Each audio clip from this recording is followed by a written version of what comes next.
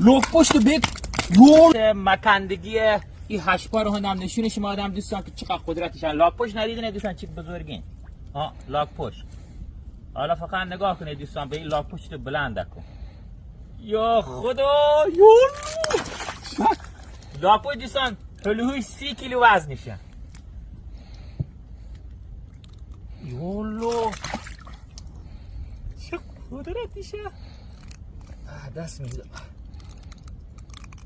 یولو دوستان قدرتش رو نگاه کنید. یولو لاک پشت بیت یولو.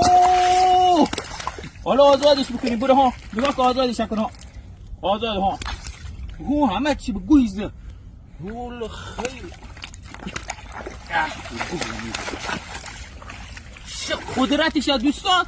قدرت مکندگیش فوق العاده.